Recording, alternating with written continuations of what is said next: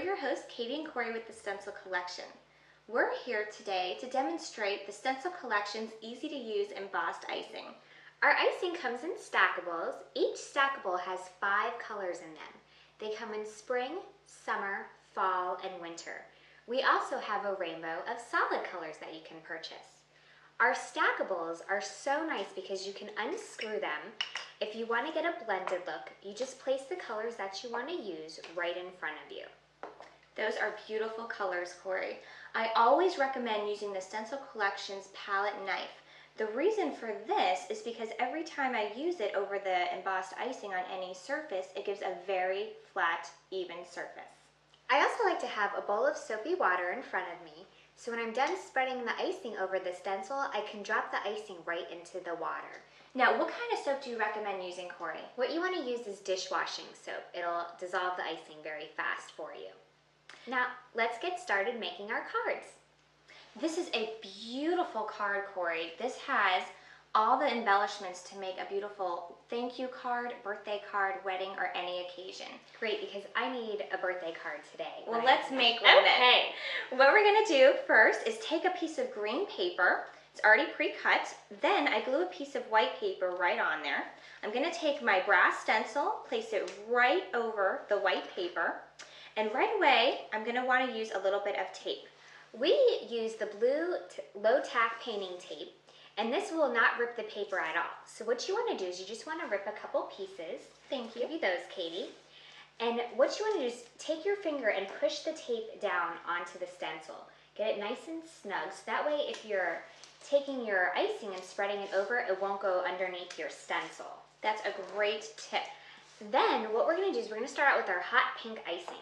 This is such a beautiful color, and I just want to start out by taking this right onto the knife. It's so easy. It's just like icing a cake or spreading my butter over my toast in the morning. I just begin by placing this directly over the stencil, and what I always want to do, make sure to get into all the pieces. Then, after I make sure I'm filled into all the pieces, I take the edge of the knife and I want to scrape this forward. The excess that I have on my knife, I place right back into the icing. That way I'm not wasting any of it. That's a wonderful tip. Here's a light blue. We'll get a blended look. Oh, this is just absolutely beautiful. Now, Katie, what happens if the blue goes a little bit over the hot pink? Not to worry, Corey, because all colors get. Oh, how pretty. What color is there? Orange you can use for the flowers. I'm going to place this right along the edge. This is just so easy to do.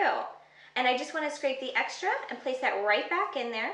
Just one more time, scrape that, just make sure everything is very flat. Very smooth. And go ahead and lift the tape up. This is a great way to do this. What I'm going to do, I'm just going to take my tape off the way I put it on.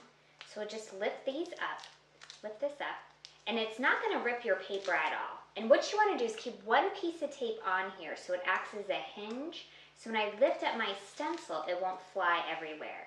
And I just take my stencil and put my finger underneath it. And if you want to just hold that for me, Katie, thank you. And I just lift up my stencil, and then you want to take the last piece of tape off there and place it right in the water. And look at how beautiful that came out. Such a beautiful technique. Now, how long does this take to dry, Katie? It takes 3 minutes to dry. Oh, that's so fast. And then it raises while it's drying, so I can actually see it puffing up a little bit.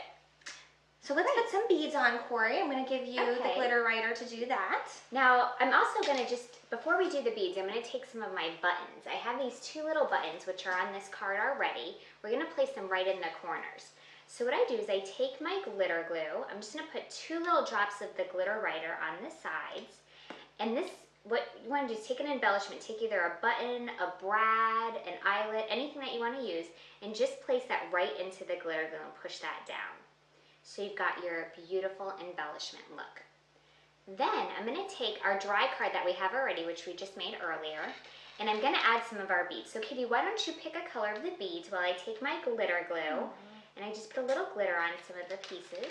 I love yellow, of course, so we're going to use a little bit of yellow. Okay. And let me put a piece of paper underneath there as well. I always recommend using another piece of paper underneath, so in case the beads do spill, I can always put them right back into the bottle. Great, because I am messy and they usually spill all over the place. Then, what I'm going to do is just pour those right back in. And all these extra beads that fell off, I can dump those in afterward. And my beads will take about 5 to 10 minutes to dry. and I've got my beautiful 3D card.